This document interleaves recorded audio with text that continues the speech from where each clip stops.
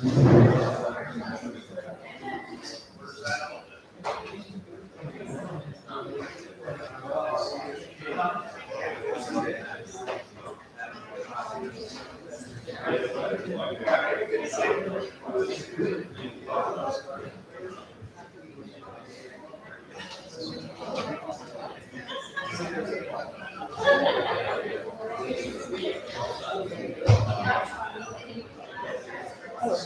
you doing? Oh, yes, I know.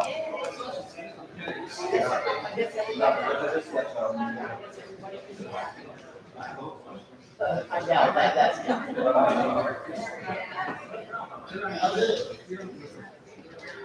well, thank you.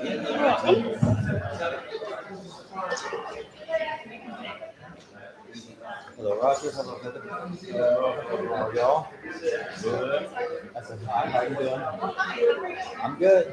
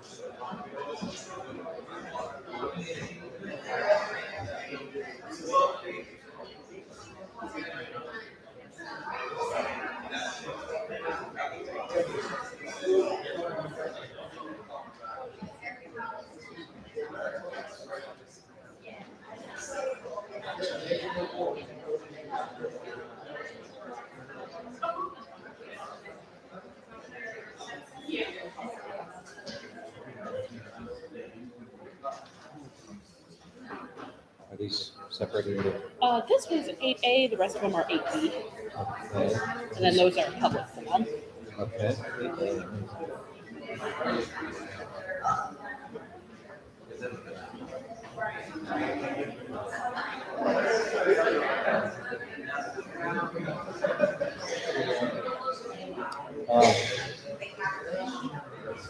Roger, I'm gonna ask everybody, but would you care if I move, if I switch 8 and 9, so we can get, because I don't think any of those are controversial. If they are, I won't even ask. Any of the quasi-judicial, are any of those controversial? Okay, then I won't ask. Okay, then I won't ask. That's fine. That's why I asked. Thank you.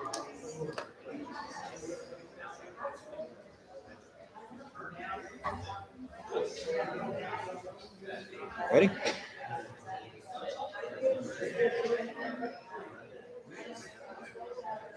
Ready? Heather, you ready? Okay. Charlene, how you doing? Are you ready? Okay. He's going to do it today. I'll announce it in a minute.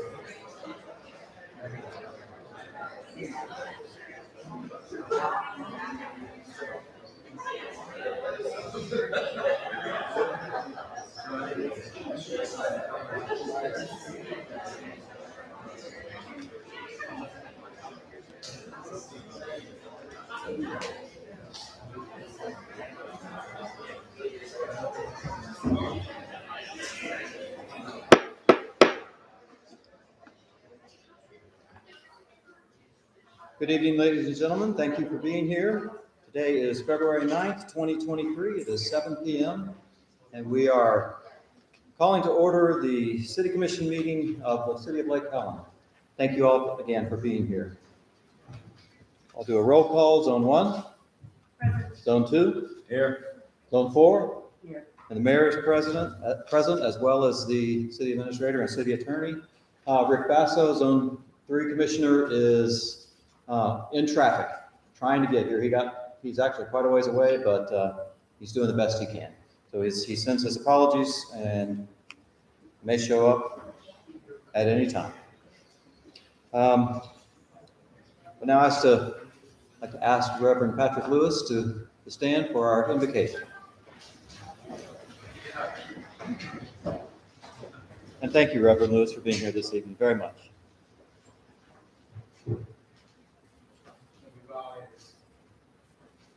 Father God, first and foremost, before we ask you for anything, we first want to thank you for everything.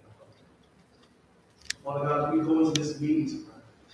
We invite you in, Father God. We invite your presence in, Father God. So, Father God, in the spirit of serenity, Father, give us the serenity, Father, to change the things that we can, Father God. Give us the courage to accept the things that we cannot change, and give us the wisdom to understand the difference in the two, Father God. Father God, we ask that you encamp your angels around us, Father.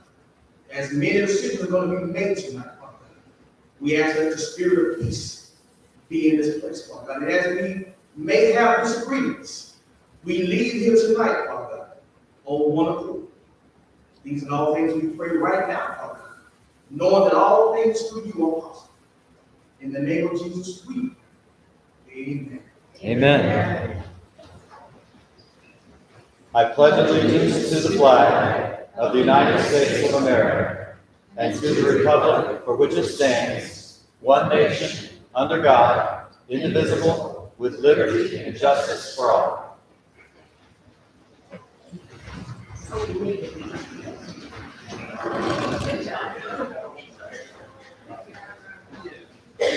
For the record, Commissioner Basso made great time and is here.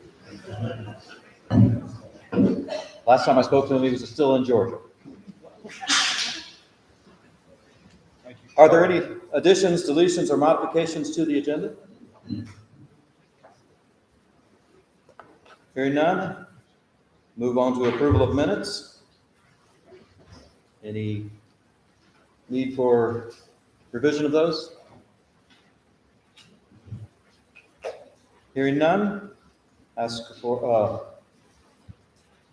all in favor of approving the minutes as presented, say aye. Aye. Any opposed, like sign. Motion carries. Consent agenda, acceptance of bills paid report. Any discussion on the bills?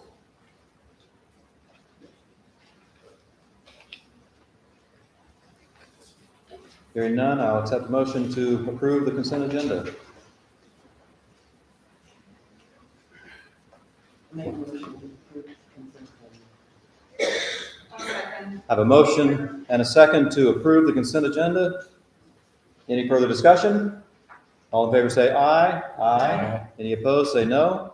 Motion carries. Thank you.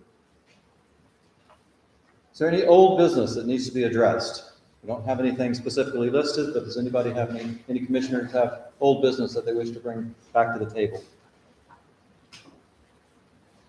Hearing none, we'll move on to new business. Item 8.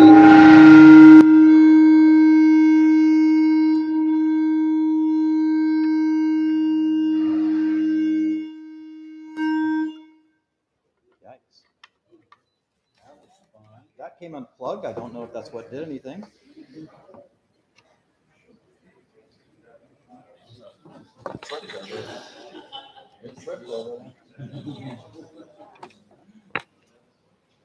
Do we have any sound? We do not. Well, what's that? Why don't we turn it back on and try again, because we do need to have sound if we can. Pardon our technical issues. Everybody cross your fingers. Strike two. Okay, well, I can speak up. I hope that, and we do have a recording. Is that sufficient for everybody? I believe it has to be. Well, yeah, we don't have a good option. Okay. Item 8A, ordinance 2023-01. Mr. City Administrator, or City Attorney, that is. You look like you're ready to go. I can go ahead and read it. I can read it by title first. Ordinance number 2023-01 by title only for first reading. An ordinance of the City of Lake Helen, Florida, amending Lake Helen Comprehensive Plan as previously amended, adopting a property rights element in Chapter 1 pursuant to state law, providing a statement of rights, providing for severability, and providing an effective date. Thank you. We have amendment or ordinance 2023-01, which is pretty much a necessary thing we have to pass. Is that not correct? I would say even more so mandatory than being passed. It is mandatory from the, passed down from the state legislature. Yes, the citizens of the state, through an amendment to the Constitution, mandated that every municipality and county would adopt into their comp plan the wording that you have before you to ensure that private property rights are considered anytime decisions made with respect to the change in the comp plan. Again, the wording is established by the state, and we are required to have it. So even though we need to go through the typical public hearings, as if it was something debatable, it really isn't. There you go. Basically, when you get past all of the legal language, the statement of rights is quite simple. It is in the packet. If anybody would like to see it, it says that we will respect the law. This is a real brief summation of what those statements are. Do I hear any discussion on approving this? Motion to approve is read. Do I have a second? I have a motion from Commissioner Basso, a second from Commissioner Rutledge to approve 2023-01. All in favor, say aye. Aye. Any opposed, or say no? Motion carries unanimously. Thank you. Item 8B, ordinance 2023-02, amending the 2035 Lake Helen Comprehensive Plan. 2015 comprehensive plan? 2017. I don't know why it says 2035 in my packet, but. Oh, it's adopted on 2017. It is the plan known as the 2035. Oh, it is the 2035 plan. That's the name of the plan. Okay, sorry. Looked a whole lot like a date. I'm going to read, ordinance number 2023-02. An ordinance by the City of Lake Helen, Florida, Chapter 2, Comprehensive Plan by amending the goals, objectives, and policies text within the future land use element related to allow the uses within the employment center future land use, providing for severability, codification, and conflicts, and providing an effective date. Thank you. Mr. City Administrator, would you like to introduce this? Yeah, let me turn it over to the city attorney. Okay. You're familiar, everybody's familiar that we have the auto mall approval. And the property owner came to the city wanting to go from a commercial industrial type that was entitled approved on the property to residential. And when we started the process, we had to try to come up with how to present it to you for y'all to make a decision on this. And there were a lot of issues to address. Mainly, we had to break it up, where step one was really the comprehensive plan. And we have to amend the comprehensive plan to allow residential in the employment center or on this property. So we ultimately chose to say, instead of coming up with a new comprehensive plan, future land use designation in the comp plan, put on the property, we decided let's amend the existing land use, the EC, the employment center. And one thing upon it. Oh, you can't. Oh, that's right. Okay. if it's in your, it's in your agenda? Yes. Okay, in your agenda, there's a map. And in that map, you'll see a red area, and you'll see a green area to the north of that. Now, one of the things I wanted to point out is that page 3 of 25, the staff report, the green part to the north, there you go, that one. The green part is just a little red to the tip of it as you come down, just to the south. That area has historically been in Lake Helen. And so when people talk about historically, we want to have an economic development, commercial development on that side of I-4, they were referring to that green area, because that's the area that was in Lake Helen historically. I don't know how far back it goes, but for a long time. And at least back to Victoria Park, maybe longer. The property we're talking about today in the map is the red area. Now, the red area, except for that little tip, that would be of the green, the red area historically has been unincorporated area of Volusia County. And it didn't come into Lake Helen until 2017, 2018, when the property owner annexed it in for the auto mall development. So when people think of, we plan for a commercial area of Lake Helen on that side of I-4, we're not changing that land. And I think that we're really changing that. That green area is going to stay commercial. And so what we're looking at is changing the red area, the vast majority of which, except for that little tip, was historically not in Lake Helen. So it wasn't part of our long-term vision when we did our comprehensive plan. And the way this is being drafted is, one of the things you'll notice is a lot of times when you do residential, you'll do units per acre. We're not doing units per acre because that applies throughout the whole EC. The whole employment center, there's that many units of residential per acre. What it does is it says you're allowed so many units total. And our goal is that this project, if approved by all, would use up the allowed number of residential units in the entire employment center land use. Because I know there's been some discussion, could this just expand all the way to that land to the north? And that's what I'm trying to address that issue is, anything's possible, but the way this is being set up, the answer is no. Because if you all approve it and it goes through, the intent is that this project will use up all the allowed residential units that are allowed in the entire employment center land use. Secondly, the green area to the north is also subject to the Victoria Park DRI, Development of Regional Impact. In that DRI, it's designated as commercial as well.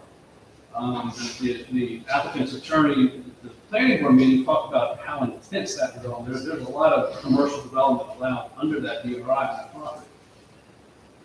If we were going to try to put residential in the green area, Lake Helen could not do that unilaterally. They would have to go and amend the DRI, which would require every party to the DRI to sign off. There's an amendment process. So take the land, Volusia County, state agencies, all to get involved and approve to amend it. So nothing's impossible. So you can't do it.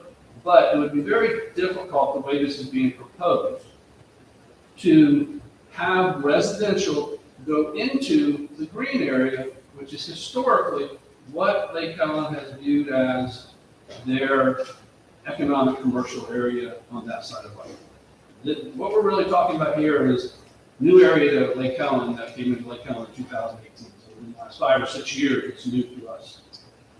So the process is we're going to, that we outlined, address the comprehensive plan first. And there's a 2-step process to amending this type of amendment. We're doing tonight what's called the transmittal hearing. If approved tonight, it gets transmitted, that's what they call a transmittal hearing, to various state agencies for review and comment. While it's up there being reviewed, and commented on. The intent is that staff will work with the applicant to do two things.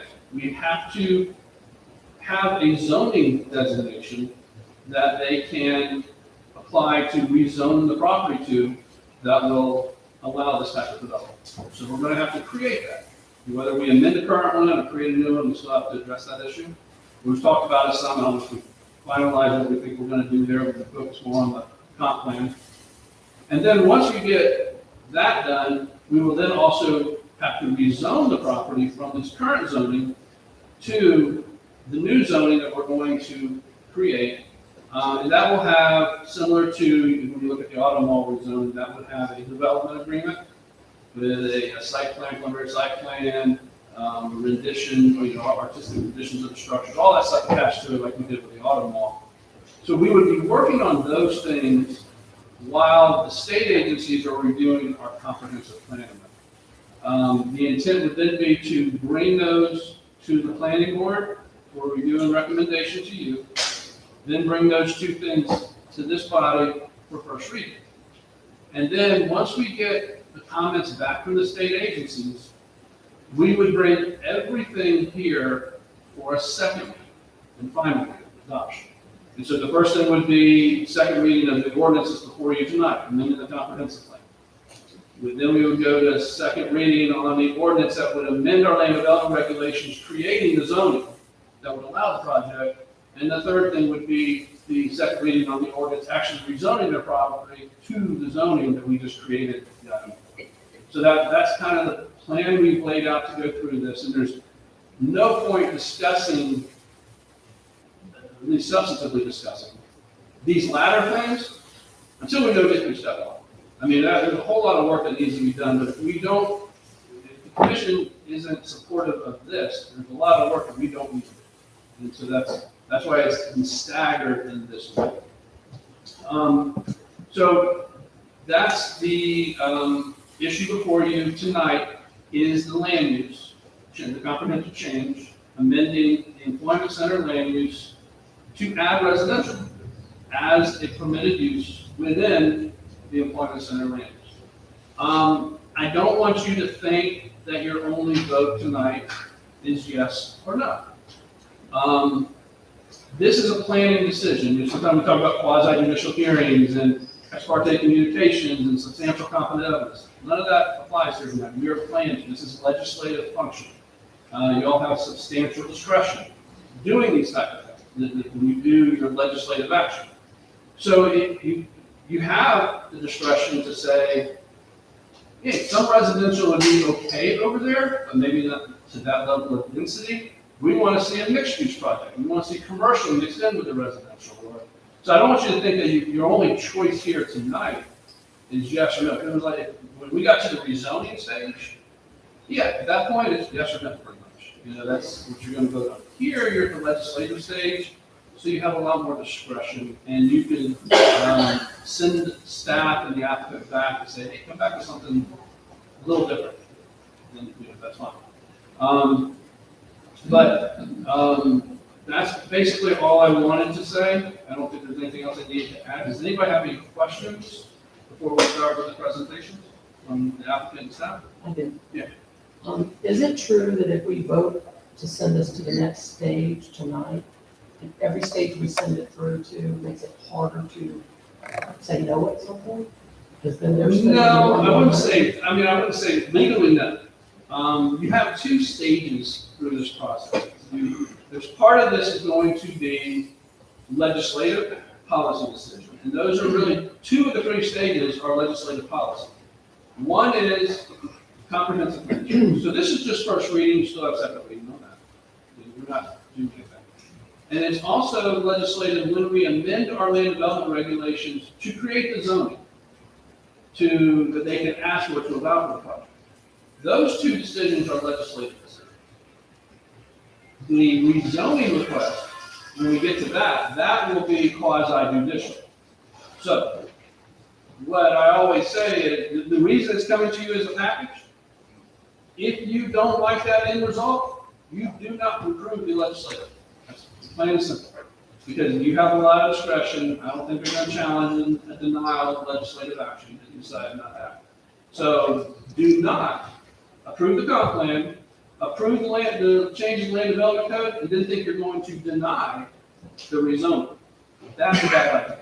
Don't do that. So that's where you're gonna start, that's where you get every step along the way builds a little bit. So once you put the legislative policies in place that allow them to ask for what they want, and you get to the quasi judicial stage, yes, it's harder at that stage. Now you've started granting rights. Approving this tonight doesn't vest in any rights because you haven't approved, this is first reading. You can still say no second reading. You can still say no on the land development changes, code regulations. But I will say, both the city and the applicant, based on your decision tonight, if you say, let's proceed through tonight, both the city and applicant are going to spend time, money, effort doing those two things I talked about to get that to the stage where it can be approved once we get our comments back to the state. So a yes vote tonight does not bind you, but we're going to put in a lot more work between now and later. So I hope that answers your question. Thank you. Anybody else? Any other questions from the dais? Mr. Hurley, would you or your representative like to address this issue? Thank you, Mr. Mayor, Commissioners. Robert Doan, Cotton. I know some of you from being here during the autumn phase of this several years back, and it's a lot of local events and governmental events, and it is a pleasure to be here 20 months after I first came before you and said we had a new idea that we'd like to bring before you. And I'll try and stay out of the weeds as much as possible on why it took so long to get here. I would rather be more grateful for the opportunity to tell you what we are and what we aren't doing. I think the city attorney did a great job of summing that up. What we are here to talk about today is actually a very small change, a couple words in the comp plan, but they do have a pretty big effect. Right? So when we first looked at this, one of the first conversations was, do we even need to amend the comp plan? Because the current language says it's zoned for, you've got the words in your packet, it's something to the effect of high density employment center and supporting uses. Right? And a lot of projects, like when Victoria Park and the DRI was designed, this is what that language kind of grew out of, was looking at the Heathrow development. You've got multifamily next to nice big Class A office buildings and an employment center along the interstate. And if you look back in the notes, back in Victoria Park was being preserved, that was the vision at the time. It'll be great if we can get that video up there too, or something like that from the map. So there's a question, does supporting uses include a limited number of places to live, especially multifamily, that higher density multifamily use, like you see in those live, work, eat, shop environments? Ultimately, the decision was made in consultation with staff that it would be better to be clear that even though it does not prohibit residential use in the current language, it also does not explicitly allow it. So now originally, and even all the way back almost 2 years ago, we did propose kind of a layout, what we were envisioning, where some apartments would go, where some condos would go. And typically the way this works in a phase like that, and the reason I came to you was to say, listen, if you're not interested at all in even having this conversation, let us know. Don't waste staff resources, don't waste your time talking about it. And I gave a presentation based on some estimates and taxes and other things of what it might look like, and the consensus was sure. Submit your application and let's talk about it. Again, long road to get here 2 years later. But along that road, there were never really any substantive conversations about, well, maybe the apartments would be better here, or maybe there should be fewer townhomes here, or could we get a little more commercial space here? We've never had any of those kind of substantive discussions at all. We've tried, but we haven't had them.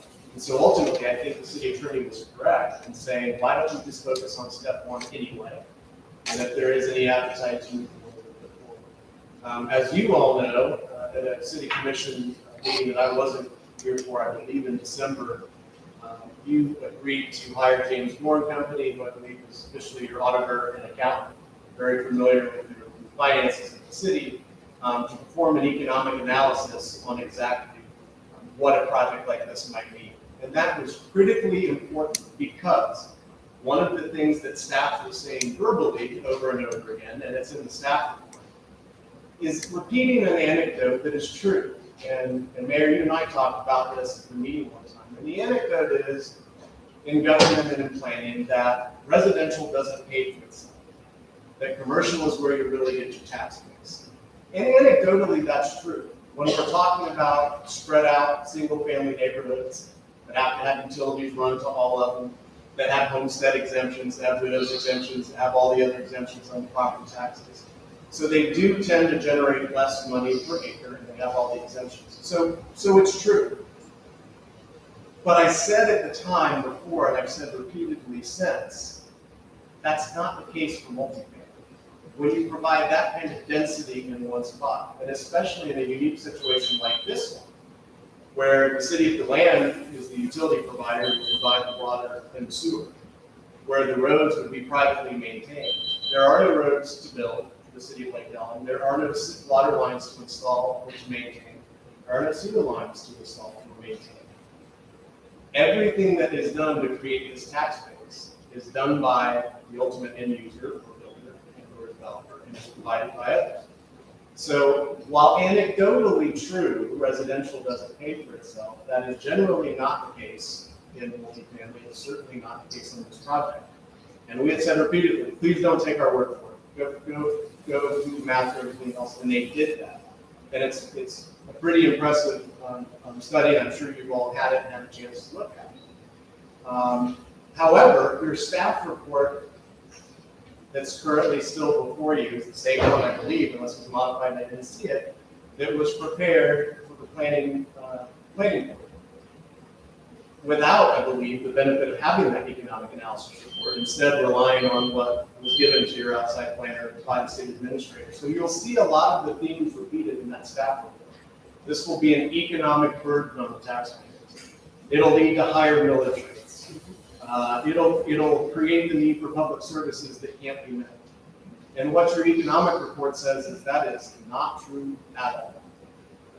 And so, I encourage you not to take my word for it again. I will reference that report a little bit because I would like to go through the report. Most importantly, I want to point out that, again, we're here to talk about the comp plan, not the development agreement to actually build anything. None of that would be approved today if we say yes to the comp plan. We're just talking about the comp plan. And in the comp plan amendment, it has goals and policies and objectives. And even in your staff report, it says that we meet every single one of those things in the thing except one. And I'll address that. The other criteria that are listed come from your code of ordinances, and some of them apply to comp plan change, some of them apply to zoning. But they're meant to be hey, these are the 9 or so factors you should consider and weigh the yes or no. There's certainly no requirement that every box be checked. If that was the case, we almost no changes ever. But those are some of the other things that the report that goes through.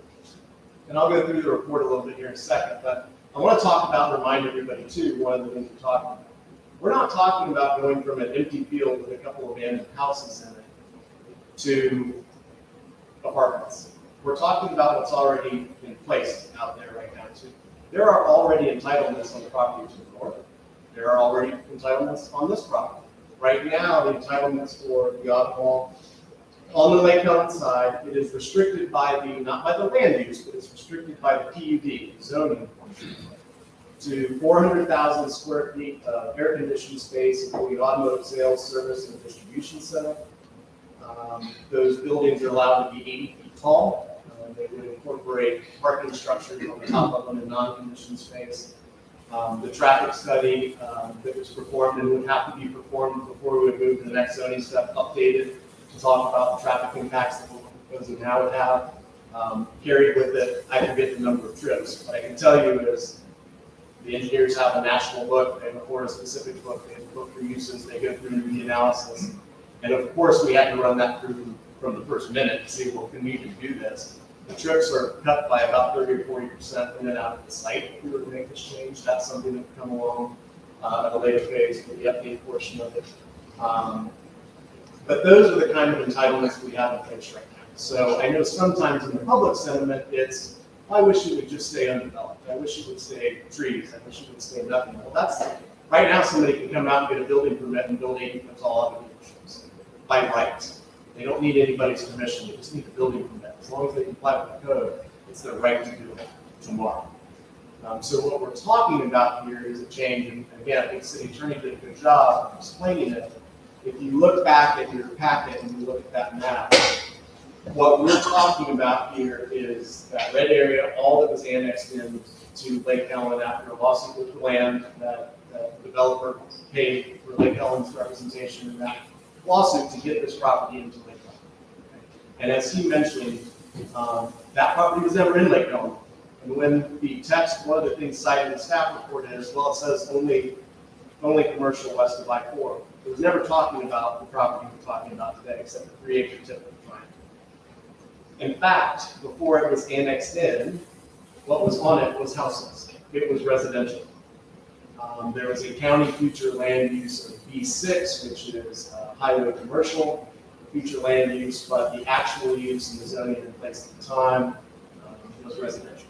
And those properties were acquired. There was one house that was lived in at the time, one that could have been with a little work, and one that is not. So that's what's in place now. And then on the land side of the development, we have retail, gas station, office, hotel or office for the resettlement in the Midwest. What we're proposing ultimately, and what we don't have in front of us is a zoning thing, is I want to be clear, it would allow all those same commercial uses currently allowed on the land side to also be on the Lake Helen side. So what it's taking out is all the auto sale use, ultimately. That's what our intention is. You have to see all that down the road, but I want you to know that you can't really talk about one without the other. All of those other commercial uses would be allowed on the Lake Helen side. And also we would be adding the addition of up to 300 multifamily units, up to 150 townhomes.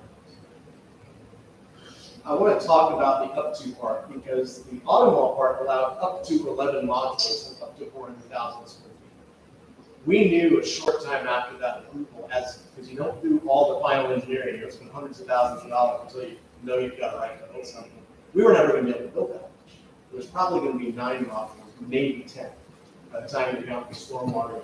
It might very well be the case, ultimately, when we get to the zoning stage, if we get to the zoning stage, we say, you know what, 300 multifamily works, but maybe it's only 130 townhomes, maybe it's only 110, or maybe it's 280 apartment units is what works.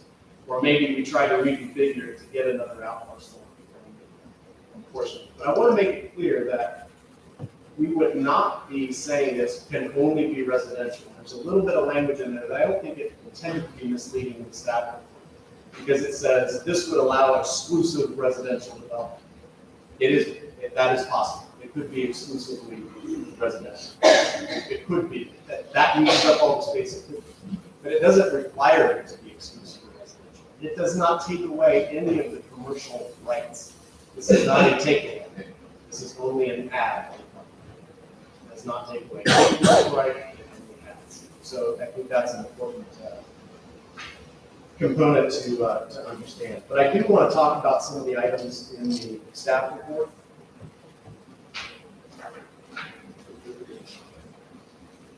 And again, it is my understanding that the report was not prepared with the benefit of having the economic analysis. I think that's pretty obvious in 2 sections. I already mentioned on page 3 in the background, second paragraph, it says these changes will allow for development 452. It's true. It would allow the possibility of that. I think it's very important that I keep reiterating that by a yes vote tonight, certainly no one can go out and build that. We are a very long way, as the city attorney said, from having that, and it would be going back to the planning board, it would be coming back to you for PD zoning. All we would be doing today is to allow the conversation. We can't turn in an application to build residential or talk about it or have it approved if the underlying land use is not allowed. So while it says it would allow for the development of it, it would allow the conversation to happen, but it certainly would not allow anybody to run out and get a building permit tomorrow to build it. When you turn into page 4, this is the one section in the conformance with the comprehensive plan. The first one there, section 1.1.14. This is the only one that staff says there's a conflict with the comprehensive plan. Future land use elements. And basically it says that, the comprehensive plan says that only commercial development will be allowed west of I-4. As your city attorney pointed out, when that was written, we weren't talking about any of this land except the creative tip of that triangle. Follow the green all the way down and it turns red. That little tip is the only part that we're talking about. So at the time that this was written, there were in fact residential properties in all the other land that we're talking about. So to the extent that there's a conflict, it's true. As written, there's a conflict. Anytime, and sometimes, I'm going to point some of these things out along the way, they seem like common sense, but we have to remind ourselves of them sometimes.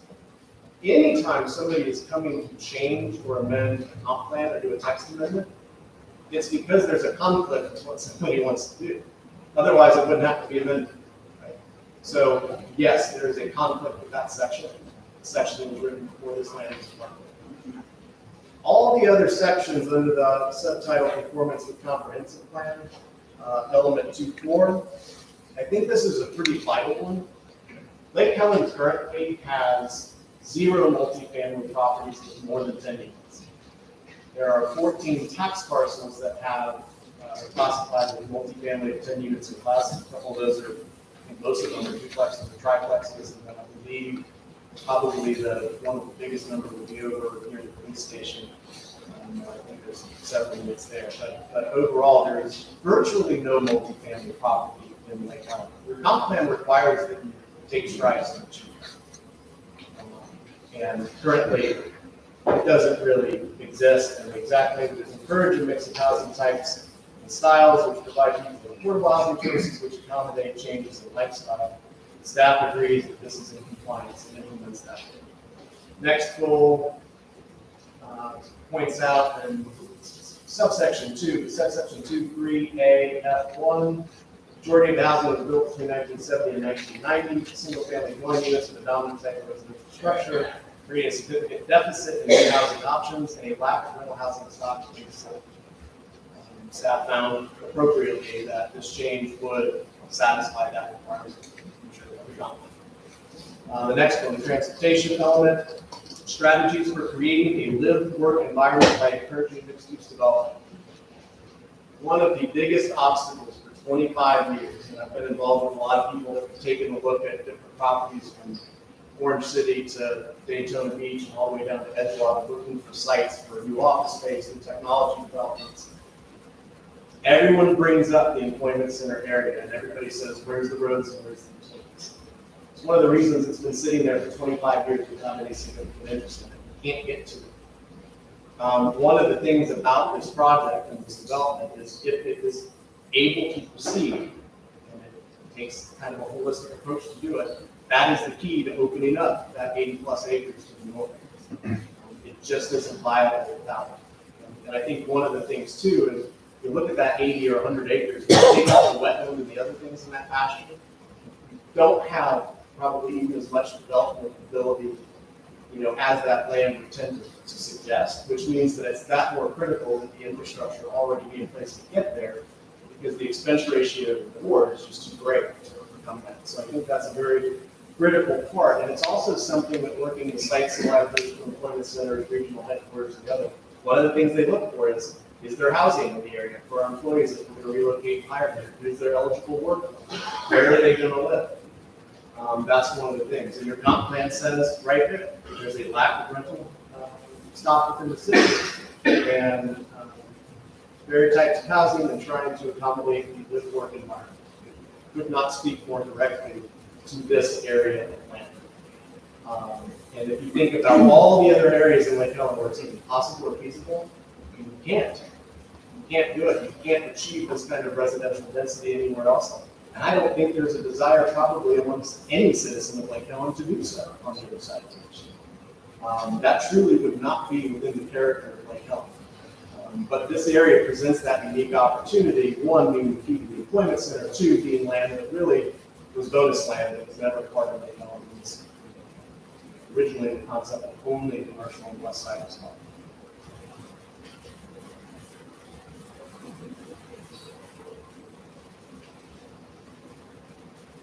One of the last elements of the housing part provides the city shall on a regular basis review all land use regulations to ensure that there are no impediments or disincentives to the provision of adequate and affordable housing within the city.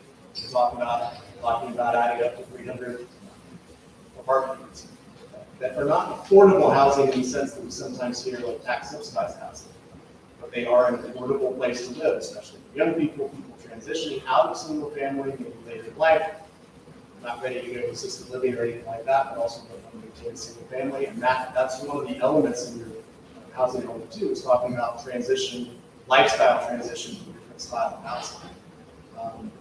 It doesn't say move from single family to apartment, but it does say almost everything here is single family, and we need a variety so you can have a lifestyle. I think it's pretty obvious what it's going to. And staff again rightly said that this change would satisfy that and implement that.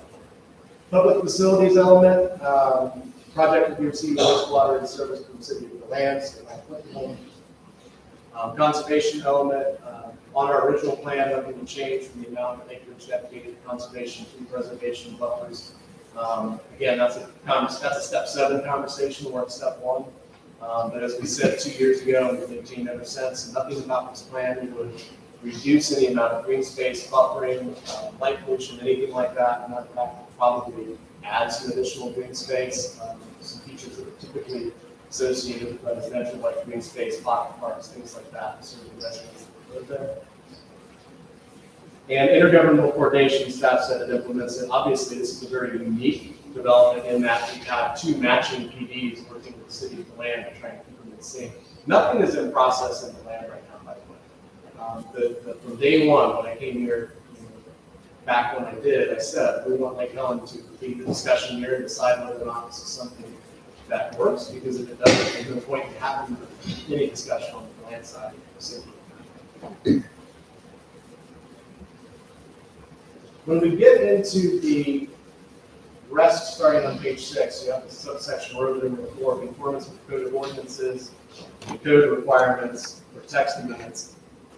The title of it says it's comp plan amendments.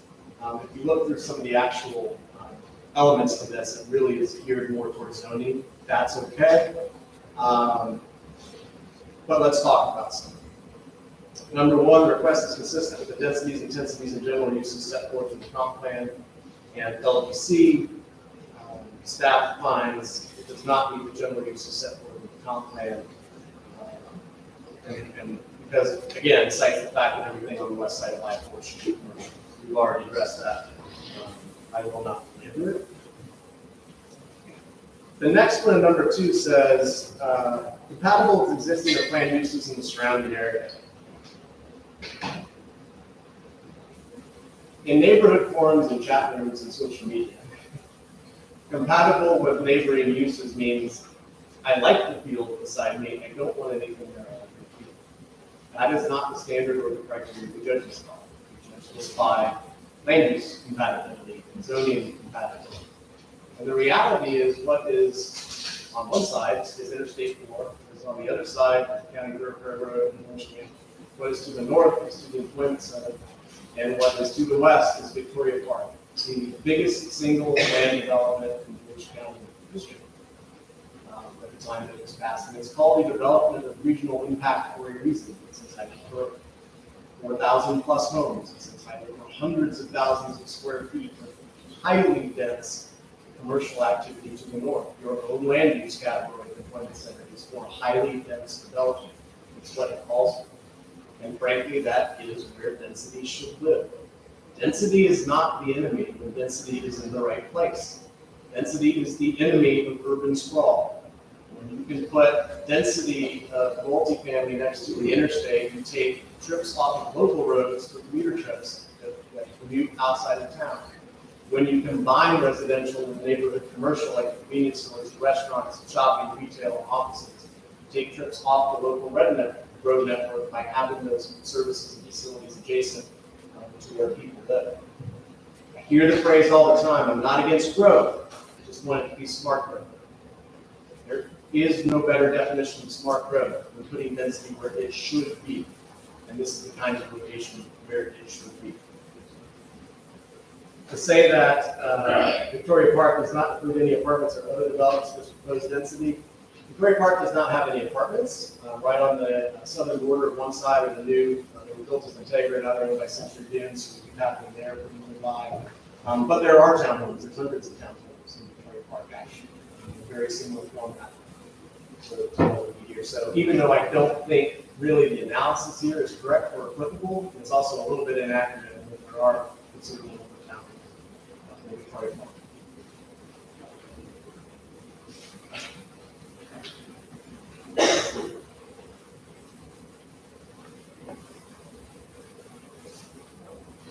Again, the next refers to the same comment, number 5, consistent established land use pattern.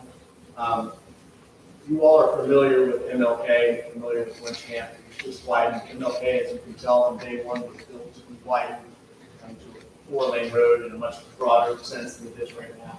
This area was developed for extreme growth. Again, a development of regional impact was created in Victoria Park, knowing that it would have an extreme effect on future development. Those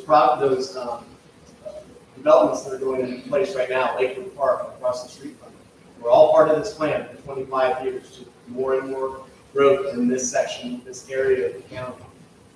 The land, Lake Ellen, down all the way to 472, Orange City, and into Deltona. This was all part of that plan back in 2020, the original plan, and going back in the 1990s. So I believe it is totally consistent with that plan and those land use patterns.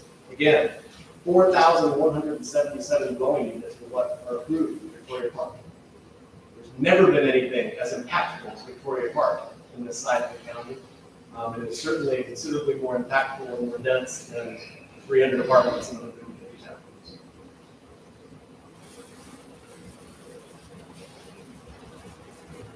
Also, I would point out that the intensity of that commercial use employment center, which is actually shares the border with Victoria Gardens all the way up the top, those commercial buildings, about 700,000 square feet, several thousand parking spaces, and they're all entitled to be 8 feet tall. So to say that this is too dense to have some 3-story apartments and some 2-story townhomes, again, we have to compare what we're really comparing with zoning and land use world, not, well, I would rather have a passion. That's not the case.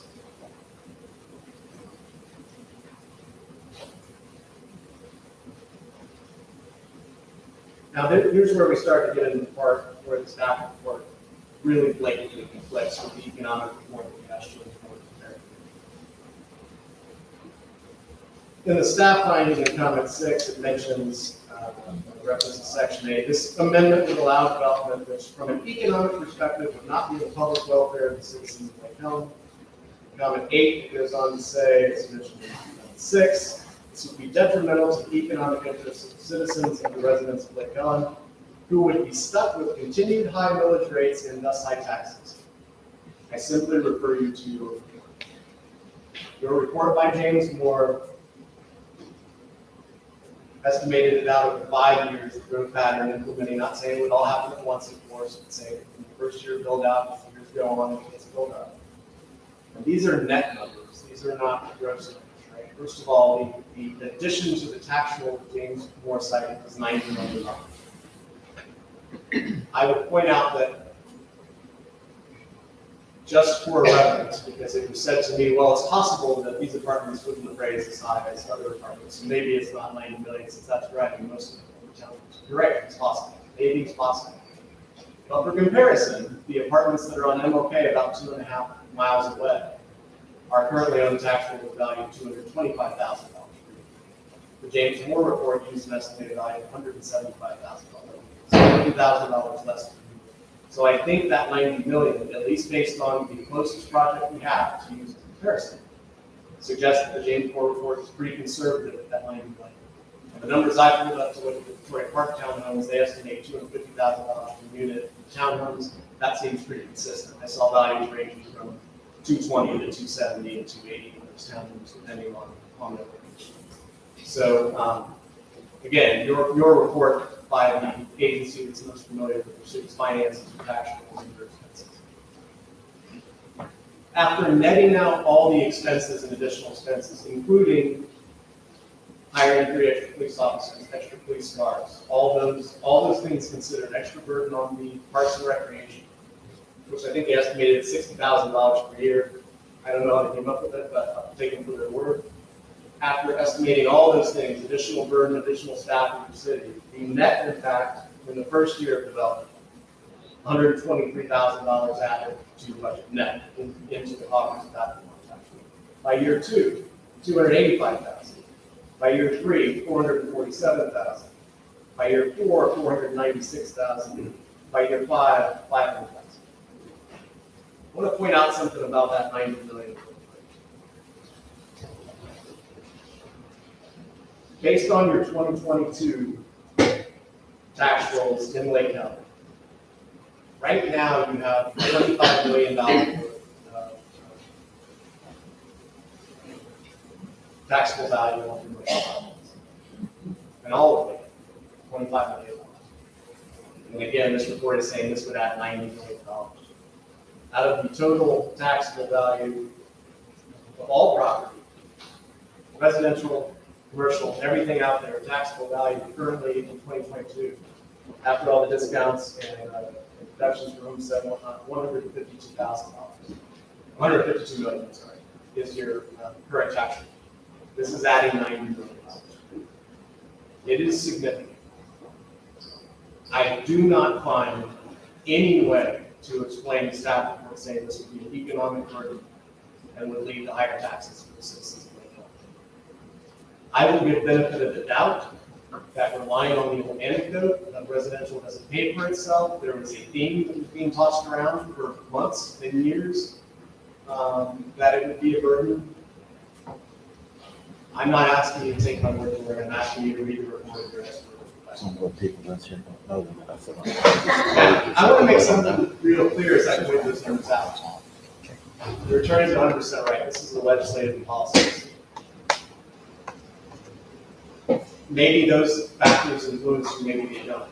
Maybe it doesn't matter. Maybe at the end of the day, you're concerned that people that don't live in Lake Helen right now live in those apartments and will vote for your elections. Maybe you're concerned that there'll be more of a burden on the police than you want to. If you're concerned that, well, yeah, it never used to be a part of Lake Helen, but it is now, and we don't have apartment complexes. Those are all decisions you were elected to make, and I'm not here to tell you how to do it.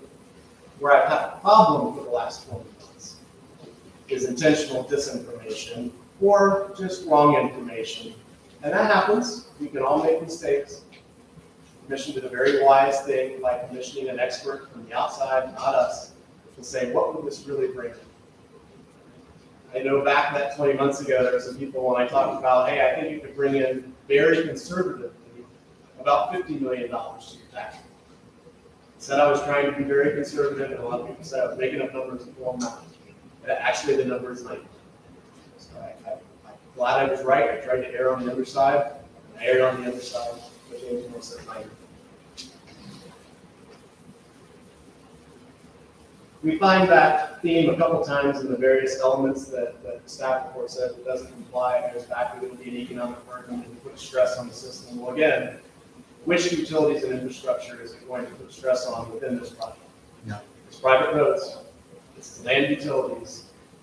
There are not only ad valorem net profits after considering hiring new police officers and new cars, but there are impact fees that also go with that. That's just the taxable value. The $90 million is the taxable value.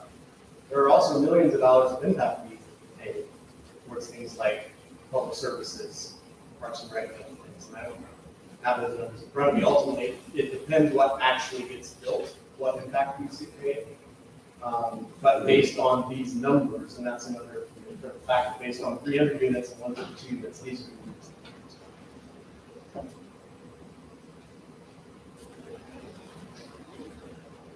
There's an introductory part of the comp plan that talks about, it's not one of the elements, it's not one of the things, we talked about those at the beginning, the objectives, goals, and elements of the comp plan.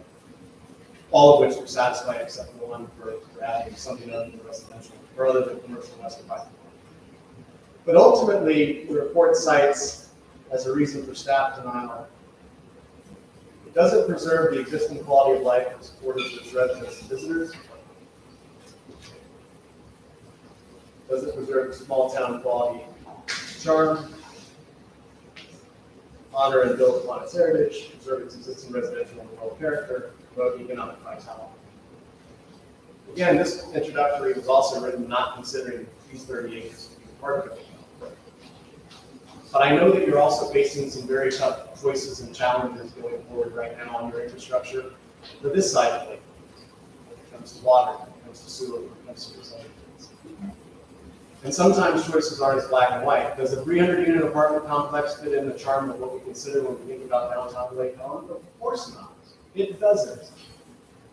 People, I would be foolish if someone walked into my office and said, I'll pay you $1 million to try and apply to a 300-unit apartment complex where the park is in downtown Lake Helen.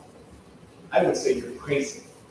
And I won't even take $1 million because it's not fair, it's not ethical, and it's an absolute effort. But preserving quality of life is a bigger picture for our communities. If these numbers are accurate, that your economic forecast provides an awful lot of flexibility, not only to provide some of those much needed infrastructure projects going forward and service the debt payments, but also to start having the conversation to free up some of the citizens that has been an ongoing conversation for the last 10, 20 years in Lake County, which is being bumped up against the cap of the millage rate, depending on the county to provide a lower than value paying fire tax and service and things like that to make ends meet. So it is a thing that has to be weighed. What we're really asking for again tonight is the ability to have the conversation.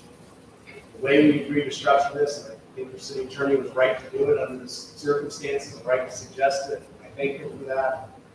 Let's just talk about the comp plan change.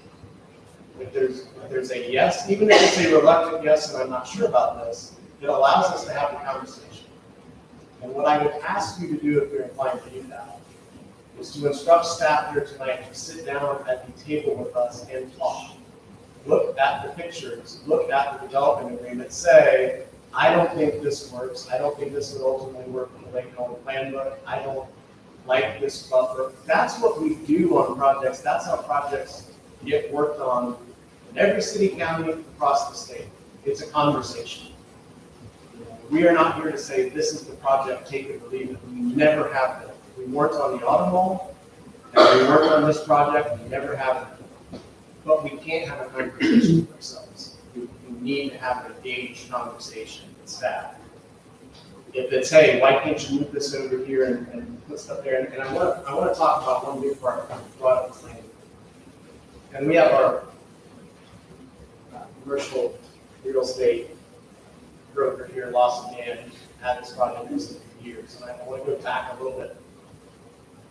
Conversation was asked actually early on when we proposed this, and was asked the planning board, why can't you just move all the commercial stuff to the Lake County side? Well, one of the things I'll be happy to do along the way over the next month is show you differences in the types of commercial development compared to this multifamily and tax relief rates. A couple other things I want to point out. When the auto mall was clearly not going to happen for economic reasons, construction costs skyrocketed, there was no inventory demand anymore to push on the dealers, and no incentive to make a move at that time. It's clearly dead in the water. We did not say, Mr. Hurley did not say, all right, well, let's see if we can put some apartments in townhomes. That wasn't it at all. It was, let's look at a Publix anchored center. Let's look at a Fresh Market. Let's look at kind of a commercial hub right there for shopping and restaurants. There simply isn't the demand. And Lawson's a better expert at it than I am, but I deal with it all the time too. And the best example I can give you is go down the street, 1792 in Orange County. That Publix center, if you look at facing Publix and take Chick-fil-A side off, from that road over to Orange County Road, that commercial development, Publix and all the outhouses, that's only 25 acres. And it's been open for now 5 years, 6 years, and it's still not completely built out. They're still just finding tenants to take some of those spaces after 6 years. That's 25 acres on a road that has more than 3 times the amount of trips. I say it as much as anybody else does. My in-laws ask me all the time, people ask me, when can we get a Panera? When can we get this? It's not a matter of wanting it or telling somebody to come somewhere. An economic development director for the land, when they tell them, can't say, Panera, I want you to come here, please. It's very formulaic. And the biggest thing is the number of trips on the road that it's located on, the amount of access that they have, the number of rooftops that live within a certain mile radius, and what are the average incomes of those rooftops. And they all have slightly different formulas. But that center is anchored by a Publix. It has 3 times the amount of trips, and it has access on 3 sides in about 60 locations. This project is twice that size, has a third the number of trips. And to access the Lake Helen portion, you have to drive through the DeLand portion. You can only access from frontage road, reserved DOT right over there. That's the only access point DOT can allow.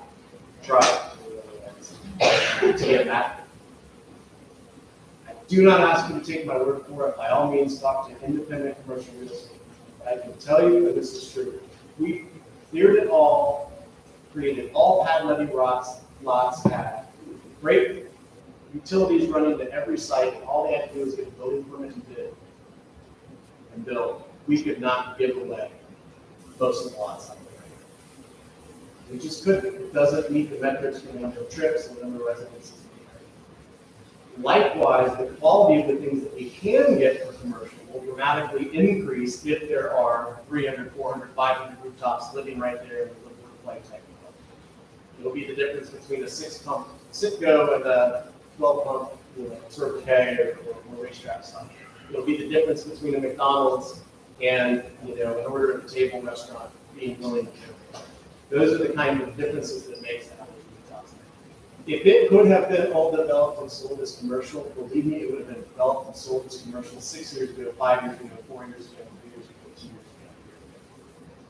It wouldn't be here after this conversation. So that's why we're here. That's what the market will sustain to be built right there right now. Now, is there some commercial we could do? Theoretically, the type of commercial will go there. An auto mall is a different animal, right? You got state restrictions. There can only be one Mazda dealership within a 30-mile radius. Only one Ford dealership. It's a destination type retail. It's something that you drive out of your way to go to. Perhaps a hotel, roadside hotel, interstate type uses might go to. RV and boat storage, right? It's fine. People will go there. It's on the interstate. But the value of those properties developed, 2 things about that. 1, it doesn't do much for your tax. 2, right now, again, it's static because there's no momentum, there's no houses there. You can't afford to build the roads and utilities and get all the way back there to be able to make any money selling the acres that's required for an RV and boat center, camping center, something like that. So, those are the kind of economic factors that play here. It's not because, that's the highest dollar value. No, it's the only dollar value. It's the only demand. If it could be commercial, if Amazon wanted to go right there, right? People may have some issues with traffic with an Amazon right there. But if Amazon could go right there, believe me, that's what we would be trying to sell. If there was a distribution center knock on the door, would be answered. It's simply not there. And even cities that are offering 1, 2, 3, 4, 5-year tax increment benefits to travelers and industries, fighting with everybody else offering the same benefits. So that's why we're here. That's why we're talking about this kind of changes. Certainly entertain any and all questions you have. Thank you for your patience until this point. It's a big decision. There's a lot of information, a lot of misinformation. And that's natural, normal in these processes. But you certainly all deserve, as the elected officials here, to be the ones to have the proper information in front of you and make those decisions. So we're glad to have the opportunity to do that. So thank you. Thank you, Mr. Dunn. I appreciate it. Commission, do you have any questions or things you would like to ask Mr. Dunn?